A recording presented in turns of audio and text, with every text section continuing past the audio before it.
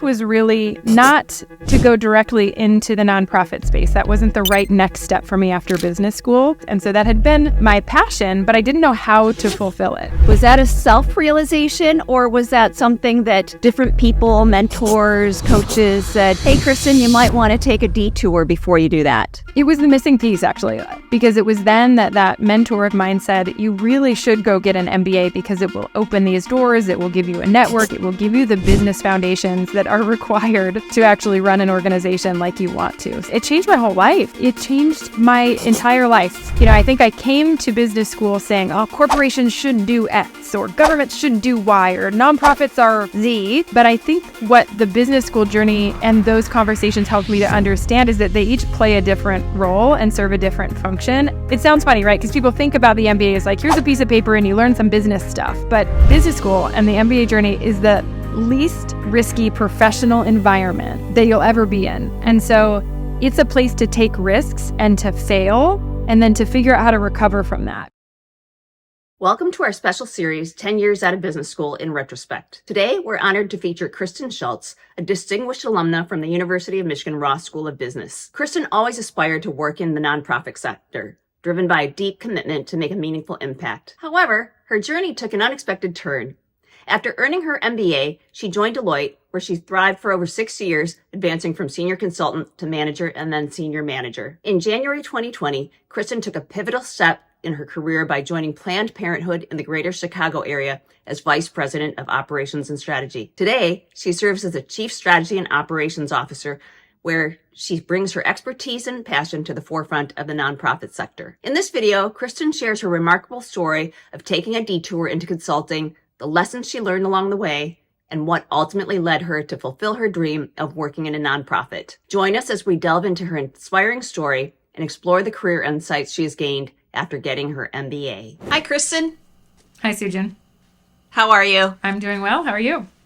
I'm doing great. I am really excited to talk with you about your career journey, your MBA journey, and all the life in between. Awesome. It's great to see you. Why don't we get started? Let's do it. Okay. So, Kristen, you are currently at Planned Parenthood of Illinois. Tell me about your journey there. I mean, that's such an interesting, exciting place to be post-MBA. Yeah. But you didn't start off there, correct? Correct. So right out of business school, I actually joined Deloitte Consulting in their strategy practice. But what led me there was actually an internship at Planned Parenthood Federation, so at the national office. And it was actually the opportunity I was afforded in business school to have that experience that helped me understand that the right next step for me after business school was consulting. I had ambitions my whole professional career, even starting in undergrad, to really work in women's issues, and my undergrad degree is in gender studies with a minor in mathematics. And so that had been my passion, but I didn't know how to fulfill it. And so it was really through my MBA program and my internship. I actually had 2 internships because, as you know, Soojin, I did a dual degree with public policy. But that second internship with Planned Parenthood helped me see that my path was really not to go directly into the nonprofit space. That wasn't the right next step for me after business school. Did you come to the realization that you needed to take a detour before going into nonprofit?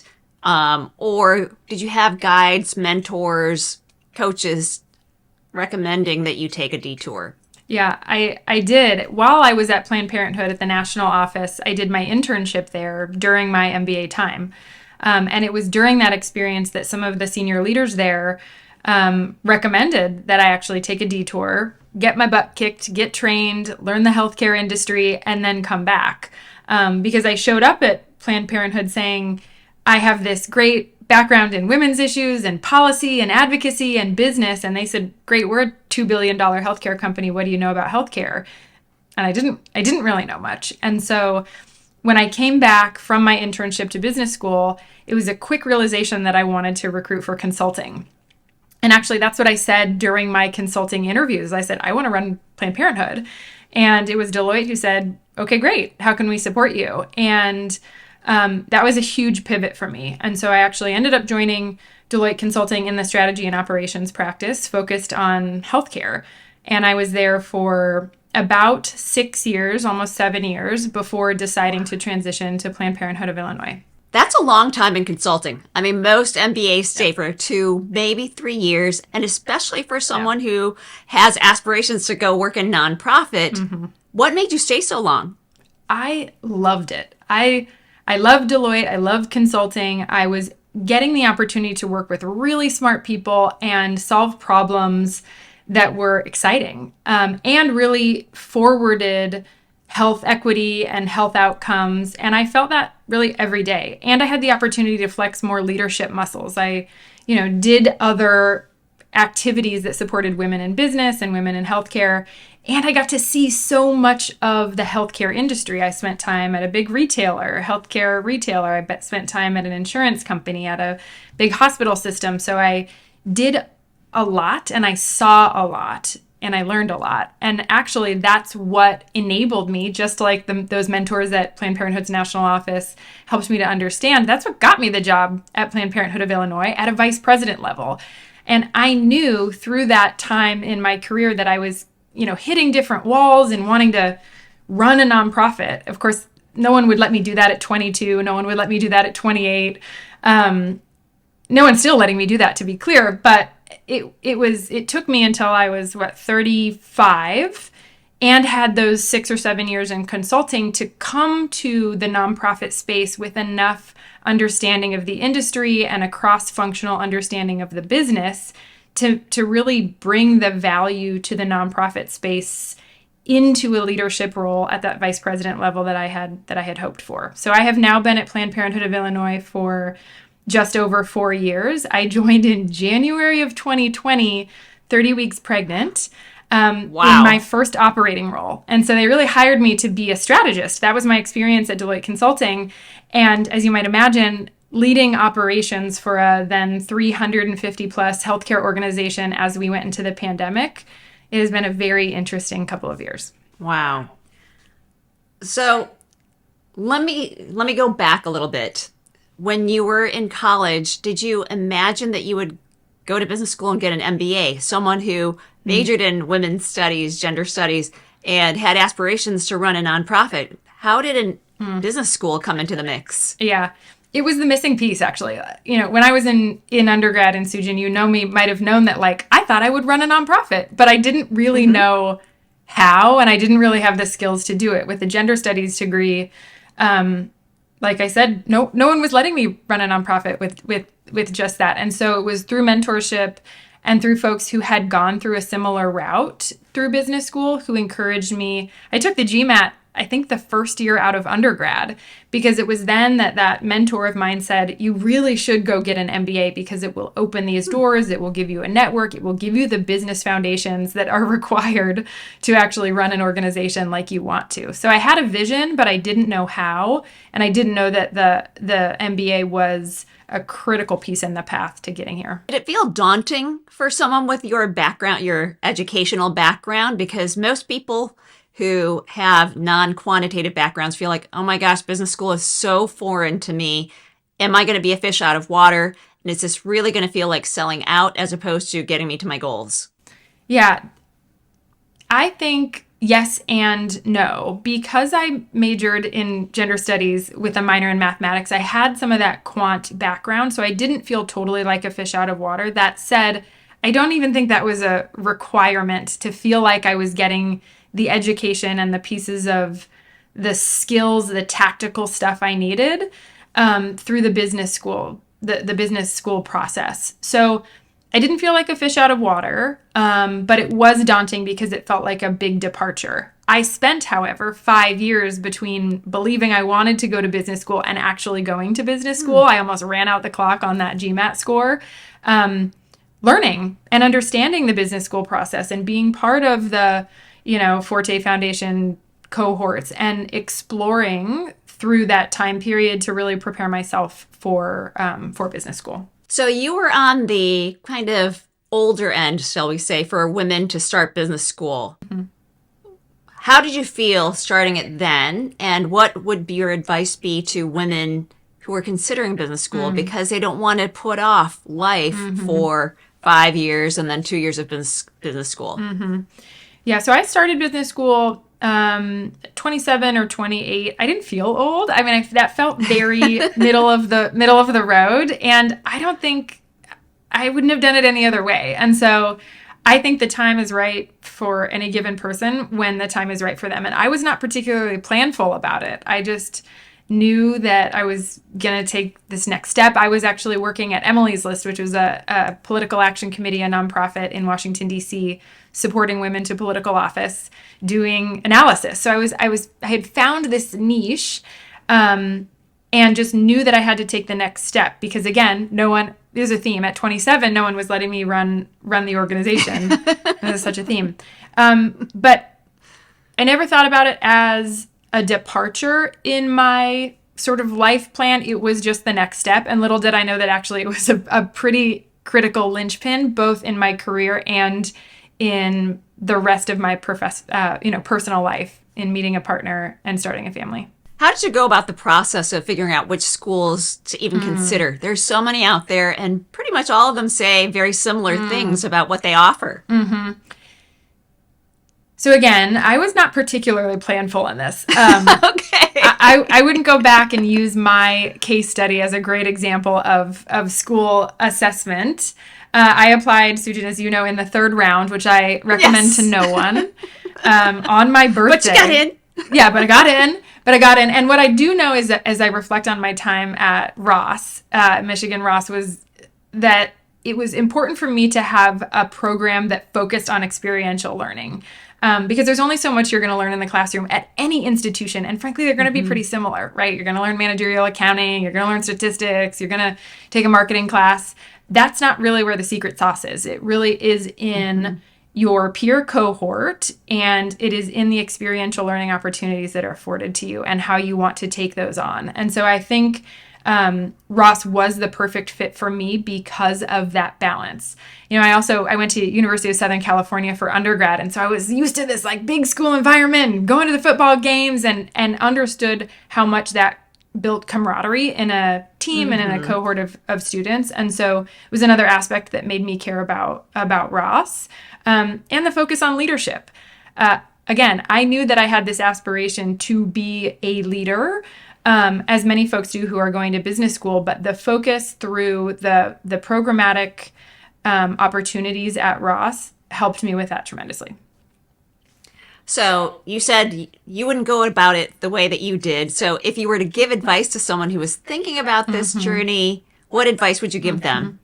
Yeah, I think it's so much of a gut feel. I think visit the institutions, understand and talk to the people who are either in school at the time or are alums of the school. I think you get a lot and a really deep understanding of an institution by the people who were impacted by it. And so to me, that's the stuff, is when you're exploring business school, even while you're there, it affords you opportunities to open doors that would have never been open to you. So ask folks to talk, ask to chat. It's even telling how many people from an institution will say, sure, I'd love to talk to you. And so I think that would be an important part of the process in really digging into the culture and the type of folks who went through the program that you're looking at. So while you were there, most people want a business career. How did you feel about being a part of the social impact segment of a class, which was, when you were there, it was not as many people as it is now. So what was that experience like? The conversations that were taking place while I was in business school were so much about the different roles that government, for-profit entities, and NGOs or nonprofits were playing. And so that conversation was so important to even my understanding of the different roles organizations should play and their focus. I think I came to business school saying, oh, corporations should do X, or governments should do Y, or nonprofits are Z. But I think what the business school journey and those conversations helped me to understand is that they each play a different role and serve a different function. And how can I learn from each of those, understand the intent of each of those different types of organizations with the desire to move through them throughout my career. So I was able to, yes, be a part of the social impact community, but more importantly, part of the conversation that was happening across every student there about the role of the different institutions that make up really the fabric of our society. And for young people who want to have careers in social impact, would you make a case for business school for them? Oh, absolutely.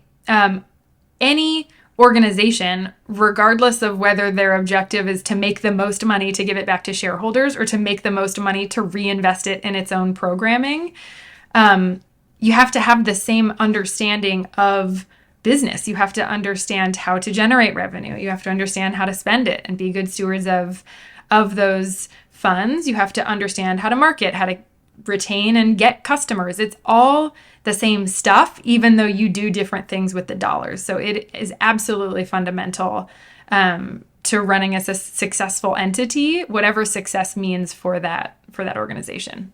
Great advice. So 7 years at Deloitte. How did you get into Planned Parenthood after that? Whew. My first instinct, Soojin, was to say dumb luck, but in some way, I would say a little bit of the right place at the right time and a little bit of being a sponge and learning as much as I could and being authentic about where I wanted to go. So starting with the last piece first, at Deloitte, I would say, I want to work in women's health. I want to run Planned Parenthood. And I was authentic and open about my ambitions, and people would figure out ways to support me or give me opportunities to learn about those things. So that was one. Two was being very open to learning about things I didn't think were applicable, but ultimately were. I spent, like a year on a revenue cycle project at a huge hospital system. That was one of my first projects. And it turns out that understanding the financial elements of the healthcare system through the revenue cycle has been tremendously important to me. So being authentic and saying what I wanted, being a sponge and learning the things, whether I thought they were applicable to me and my career path or not. And then a little bit of right place at the right time. So I was still very happy at Deloitte, but my ears and eyes were open to opportunities, particularly at Planned Parenthood. And the role of Vice President of Strategy and Operations came available in Chicago, where I was living. Yeah. And I honestly, 4 years in, pinch myself still every day that I got this job and I get to do the work that I do. So you mentioned you started the job during the pandemic when you were pregnant. Where was your head? How were you feeling? Did you think you could manage it all? Yeah, it was pre-pandemic. So I was sort of like blissfully like, oh, great. I started 10 weeks before my due date. I was like, I know how to do a 10-week consulting project. This is no problem. I'll come in, I'll learn some stuff, I'll spit out some ideas, and then I'll go off and go on a parental leave. So my head was very enthusiastic about what I could learn and what I could do. And in some ways, the pandemic and the next couple of years put a really important emergency brake in some ways on my do and produce as fast as possible attitude. So I had been trained to be like, okay, you got 10 weeks, learn some stuff and spit out the answer. And actually over the last 4 years, to really make change and make lasting change and make lasting equitable change, I've had to slow down.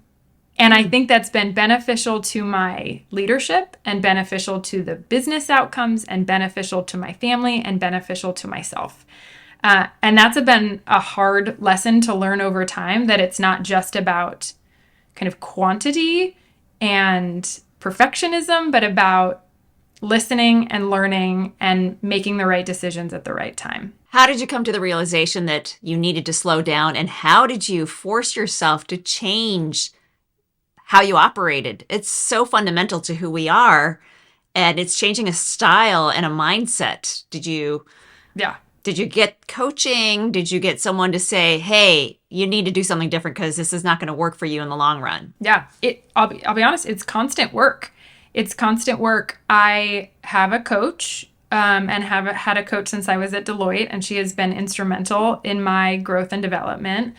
Every boss I've had have sort of said this to me, hearing from my peers, hearing from the folks who work with me, and then hearing from my family that, and even just having a family, I now have 3 kids under 6, and I can't work 12 hours a day, right? At 6, we eat dinner together every night. And that's okay, right? I think there was a point in my life where I would have said, there's no way that I would end my workday at 6 p.m. And that's just how it works. And finding that, Soojin, we've talked a lot about balance. Like, there isn't balance maybe in a day or a week, but there certainly has to be in a month or a year. And so I think all the signs from a coach, from a therapist, from my family, from my teams have said, you don't have to produce more. That's not the end game. You've got to listen. You've got to take it in. You've got to slow down. And that really benefits all the outcomes, professional, personal, and for yourself. Let's talk about how you juggle all of that. It's a lot. You've got a big job. You've got 3 kids. You've got a partner. How do you make it all work? Well, first, I don't know that it does always. I don't know that it always does. Last week, I was downtown at the office, and my husband had all 3 kids, and it was like one of these nights where I was like, okay, I am going to focus on work, and I'm just going to do a long day at the office, and then I'll come home after dinner. And I got news that it was parent-teacher night at my kids' school that I didn't know about. So like, okay, well, I'm going to jump in the car and I'm going to head to the parent night. And on the sign was like, favorite color is pink from my daughter. And my favorite food is watermelon. And who's in your family? And it said, Mommy, Daddy, Ben, Max, the kitty, Rory, and Mommy's at work. And that's hard. And it was because we had talked about it that day. And I set expectations, and she knew where I was headed, and she knew I'd be home after dinner, and she wasn't fazed. And then the other 6 out of 7 days a week, I am with her and dedicated to that family. The other 6 out of 7 days a week. And so the fact that we actually talked about it was really helpful, and the fact that she could reflect, and I hear it as being proud of what I was working on and what I was doing. And then we're able to connect as a family every single night of the week during dinner, aside for those special work days, is how it works. Do you think about what kind of role model you want to be for your daughter or for your sons too, for your kids in general? What do you want them to think about mom and work and career? Yeah, I think about that a lot. And I think a big part of it is how they see my husband and I interact. And we have one of our service standards at Planned Parenthood is we jump in. And I think that's what my kids see of what Dave and I do.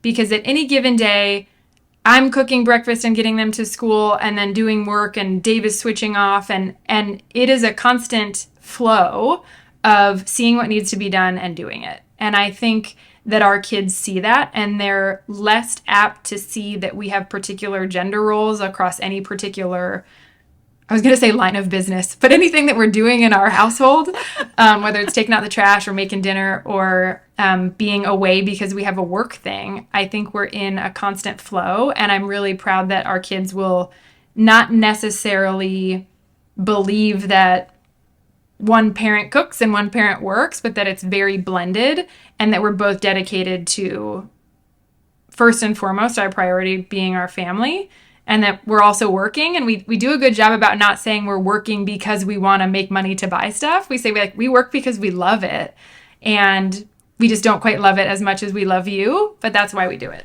And your husband, Dave, also has an MBA, and he's got a big job too. Yep. How did the two of you coordinate and collaborate? Yeah. Well, the tactics are, every 2 weeks or so, we kind of share with each other our needs for that week with respect to, like, I can't do morning with the kids, I can't do evening with the kids, and the other one makes sure to schedule it. And otherwise, and that's probably like 20% of the time. The other 80% of the time, we're just in flow about who can do what. So we're not overly scheduled, but we're clear about our needs.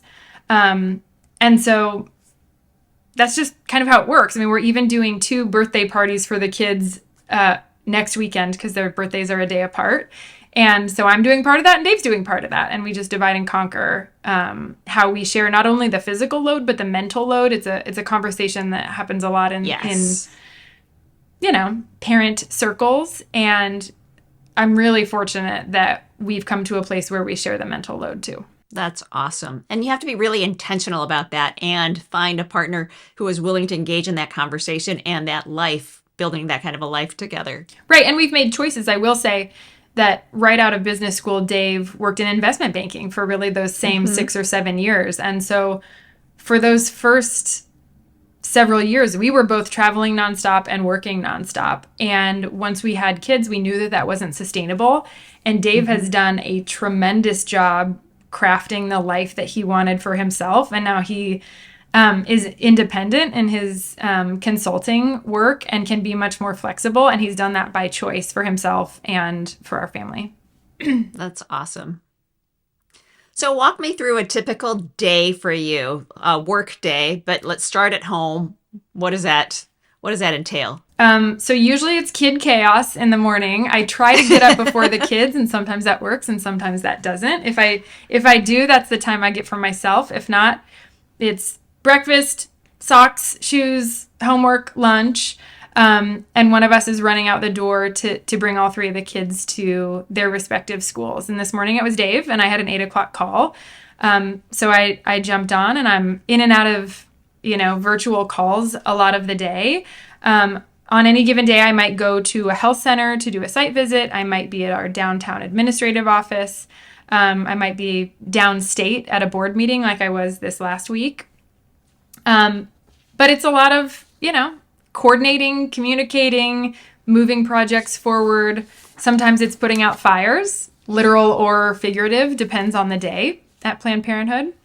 And then at about 5:00, I shut my computer and we have dinner with the kids every night. Again, aside from those couple of nights, maybe a month where I'm really focused on a deadline or focused on work. But by and large, we have dinner together every night. And then bedtime's always a little bit of a challenge, as it is, as most parents will understand.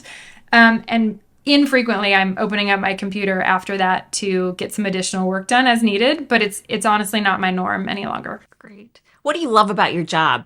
I love so many things about my job. I love that, it's been a really challenging year, a couple of years for reproductive rights in the country. And Illinois has played a truly outsized role in supporting patients from across the country who needed to seek care in Illinois.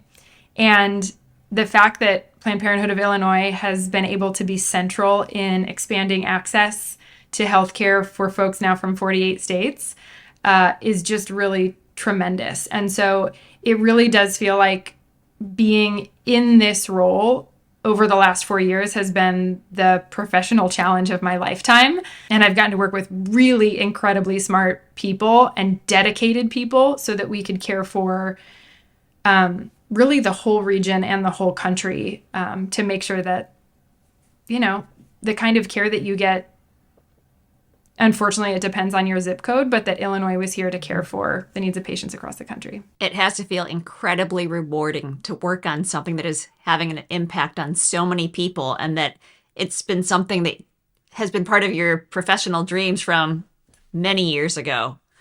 And so you're where you have wanted to be, and you're finding that it's meeting what your dreams kind of painted for you. Let's talk about a failure. Surely you've had a failure in your career. Can you think of one and what you learned from it? Oof. How much time do we have? I think there's failures, small and large, right? As I think about... Give me a big one. A big one? Yeah. Well, I will say, it's not a failure, but I will say it was a gap.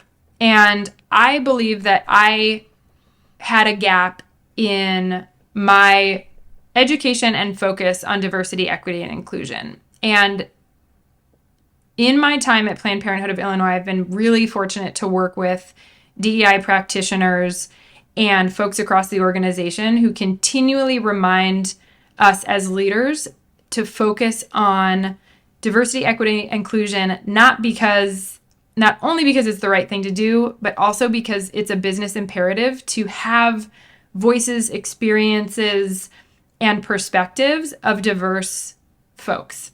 Nothing about us without us. Like, we are doing the work of patients, again, across the country, and we need to be reflecting the voices and the needs of those patients. And so I think that as I have spent more time at Planned Parenthood of Illinois, the focus has grown for me on diversity, equity, and inclusion, and I don't want to lose sight of that. I am further along in my journey than I was 5 years ago, and definitely further than I was 10 years ago. And I have plenty of progress to make. And we're going to keep trying, and sometimes we're going to screw things up. And the more we can keep DEI front and center, that was a gap for me that I'm continuing to work on every day in our operations and how we make decisions and how we work with our teams and our patients. Was there a moment or an incident that helped you see that gap? Voices from different people? I think it's hard to say, Soojin, because it really is everywhere all the time. It is our internal processes about how we're making sure that we have equitable hiring and promotion practices. It is our health equity work in how we expanded access to care for patients from other states, while also saying we're going to make sure we don't lose sight of our existing communities in Illinois. And so we're making decisions based on equitable outcomes, or the ambition of equitable outcomes, in everything that we're doing. So it's not DEI is not a program over here. It is woven into the fabric of our decision making and how we show up at every meeting every day. How about a big decision that you made in your life? What's something that you feel like was an epic decision and you made a good decision, and what was your framework for it? Yeah, I think the change to come to Planned Parenthood of Illinois was my biggest decision so far. I think it had to have been a big pay cut. It was a big pay cut. But it was a lifestyle change also, and it was different in so many ways. And so the framework for that, in some ways it was easy, right? Like, it felt like, oh, this should be easy. This is what I've wanted for so long. But really did take a lot of thought and talking with other leaders and other folks who had made a similar choice and a similar change from a corporate setting or private company to a nonprofit. For all of those reasons we talked about, both with people external and with Dave and myself. And I was pregnant with baby number 2, right? So how we were going to manage 2 kids while I had this big job was an important discussion. So keeping with the theme, I don't know that we had a great framework, but I had a lot of discussions, really analogous to my advice in figuring out business schools. I had a lot of discussions with folks who had been or are in these positions to really ask a lot of questions, and then went with my gut. So your framework is really leaning on your board of advisors, different boards of advisors for different decisions. You're right. And you're lucky to have those people. What can people who don't have that kind of network do? Because some folks who are thinking about an MBA come from families that don't have anyone who work in business, may not have access to different role models. Any thoughts on what someone in that position could do to learn more and get good advice? That's a great question. And I'm thinking back to my advisors who talked to me. And I think some of them had the particular experiences that I was testing mine against. And in some ways it was just somebody who knew me, right? And it was just somebody who said, what is it that you want? How are you feeling about it? What are you seeking to get out of it? I think the folks that you can talk to about these big decisions sometimes just ask the best questions and allow you to self-reflect with the understanding of kind of calling you out if you are not being authentic to who you are. So in some ways, I don't know that it matters that the people the board of advisors has the experience that we're looking at in terms of a business degree or going into another career, but that they really understand who you are and can kind of call you on your stuff if you're not being authentic to yourself and the choice that you're seeking to make. That is great advice, because everyone has someone who knows them and can say, this is what I'm hearing when I ask you the questions. This is what I'm seeing when I ask you the questions. So let me reflect it back to you. Does it sound and feel like you? Yeah. What's one or two things you think you got out of business school that you wouldn't have gotten had you not gone? Okay, the one or two things I got, this, Soojin, it changed my whole life. Like it changed my entire life. I was afforded opportunities to be in spaces like a world-class consulting firm that I would never have been able to enter without a business degree. It gave me friends who were at my wedding and I was at their weddings, and just some really cherished friends who I care deeply about. I got my husband there. I picked him up. I found my husband there. My husband and I found each other at business school. It changed every part of my life in a way that even though I said I wanted to and had this vision to run an organization, it was never real to me in any way until going to business school. It also really shaped, I want to say, my leadership, but it's even just more who I am as a person. It's what led me to getting a coach and really doing a lot of introspection and reflection. We talked a lot about mindfulness and not just moving through the process. And I don't think I would have had any of that, or at least not as much, that self-reflective approach to career, but also life, had it not been for going and getting my MBA. It sounds funny, right? Because people think about the MBA as like, here's a piece of paper and you learn some business stuff. But it was a very reflective environment for me in a way that I hadn't considered before. Yeah, I think a lot of people think I'm going to go get the degree, check the box, get the jobs that I want that most MBAs do in consulting or banking or marketing. But I think people may not know the richness of the entire experience, and it's not just about getting that next job, as you have talked about. Right. Do you have a vision board or goals? Do you have goal setting each year? I wish I did. As a strategy person, you think I would have more discrete goals. I don't know that I had individual goals, but I did have that long-term vision of, I think I wrote my business school essays about being great at doing good. And yes, that has been a little bit, did you pull those up, Soojin? That has been part of my kind of ethos, was wanting to do good by my own kind of rubric and wanting to be great at it. And I think I had the passion and enthusiasm portions of wanting to do good out of undergrad and through the early parts of my career. But I think it was the business school experience that helped me be great at it. And then I had a particular definition of what greatness was through consulting. And then I slowed down to be great in a different way, by design and with intention. And so I think have this broad vision for the kind of change I'd like to make. And I take in a lot of new information as I move through these, or have moved through these different experiences of my life.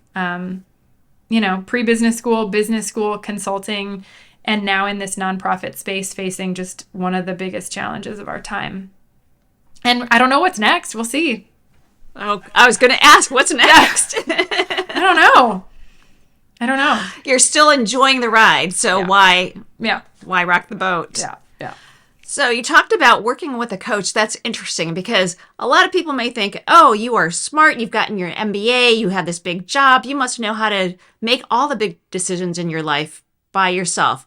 What motivated you to work with a coach? Well, I will say there was definite privilege in this. While I was at Deloitte, it was a perk. I was a high-performing manager at the time, and Deloitte provided it. And I think they knew, right, that coaching helps leaders excel and, lead better teams and lead better products. And so that's where I was introduced to coaching. And even after I left Deloitte, I kept that coach over time, and which is, again, just a real privilege. And I seek her advice all the time in challenges, both specific and acute in a moment, but also on this broad trajectory of the kind of leader I'd like to be. And I've been working with her for now 6 or 7 years, and we're still working on things. And we're still, I just did a new assessment that said, I need to work on this area, and it's a nuance. And so now we're at the place where it is like, how do we activate more proactive leadership tendencies versus more reactive areas that are still hold my leadership truth and my authenticity, but how do we get better and better, and how do I serve my teams better and serve my peers better and slow down to listen and again, make really thoughtful choices for the organization. So you have found great value in working with a coach. That's awesome. So lightning round now, and I shared some questions with you, so I don't know if the ones that I'll throw out to you now are the ones that you'll have answers for. So if you want to pass, just say pass. We'll move on to the next one, okay? So what's the first app you look at when you wake up in the morning? I think it's email. Sadly. Sad but true. What's something new that you're trying to learn right now? Gardening. Oh. I'm trying to learn gardening. Yeah. Soojin, I may have told you this story. It was, 2 years ago or something. And I had a birthday, and both my mother and mother-in-law gave me scarves. And I said, I need some hobbies. And so we moved into a house with a bigger yard, and I am trying really hard to garden, and it turns out I'm not very good at it, but I'm trying. So what do you have in your garden now? So I'm just starting my perennial wildflowers, and we're starting anything in the brassica family I'm starting by seedlings in my basement with a whole grow light system. Oh, it's real. We're getting into it. Mm-hmm. Oh, that's serious. From seedling on up. Oh, yeah. You're not just getting them in the buckets and then plopping them in the ground. Well, I've tried this in years past, and ask me again in a couple months, and I probably will have gotten some from, Home Depot to plant in the ground. Okay. What's your biggest pet peeve? Okay, this is a small one, but I hate when people send me a meeting invite and it says meeting with Kristen. Yes, you got to put yourself in other people's shoes. Hate it. Favorite way to unwind after a hectic day? I love a very hot bath. 1, because I like to be very warm, and 2, because my kids won't get in when it's too hot. It's like a moat. Yeah. Like a moat. What's a fun fact or something surprising about you besides being a gardener? I don't think I'm very interesting. I don't think I have a lot of fun facts. I was just going to be like, I like puzzles, and that's not very fun. So, all right, we'll pass on that one. If you could go back and give advice to your 20-year-old self on the cusp of graduating from college, what would you tell yourself? Listen more. I think it would be listen more. I think at every stage of my life, partially driven by this wanting to be great at doing good, I feel like I needed to be the knower, and that's good in some cases, but when you over-index on anything, it can be a real detriment. And so I think relinquishing the need to be the knower and be good at things and to really just shut up and listen and do that more is what I really tell myself now and wish I would have told myself earlier. And how are you manifesting that now? You're in a job where you have to be the knower. So have you found that you need to use that approach at this point in your life, but at 20-something, maybe that wasn't the right advice? No, I think you always have to lead with curiosity. And right, and partially shut up and listen is lead with curiosity. And that's important to me now, maybe more than ever. And so certainly sometimes I have to make decisions and be the knower, and have my arms around things, but always with curiosity at the front. And when I forget to, and I start to jump in with an answer or a point of view, pausing and listening and asking the questions, and truly with curiosity, not saying like, why did you do that? But like, tell me more, or say more about that, or, really taking, and I've learned that through coaching. That's a very coaching approach to ask one more question and, reserve the desire to solve is hard. But I think it always yields a broader and better and deeper and richer perspective. That's great advice. I love the notion of leading with curiosity. It does lead to better leading. So for folks who are thinking about an MBA, but they're on the fence, what would you tell them to do, and any advice in making the decision? I don't know. I think every person is going to be, of course, I want to say like, what do you think? Curiosity. I think every person's decision is going to be different. I think it's very easy to feel good about the status quo or to feel scared about what's next. And I think the opportunities that a business degree affords someone who wants to progress in their career, wants to change careers, has aspirations to lead an organization or to be senior in any kind of organization, private or nonprofit or government, it will be an accelerator and it will open doors. So don't lose sight of the possibilities and the opportunities, even if you don't know what those are yet.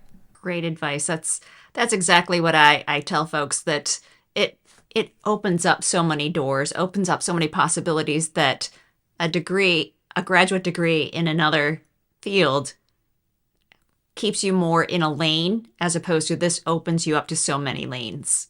I agree. Yeah. Is there a question that you wish I would have asked that I didn't ask?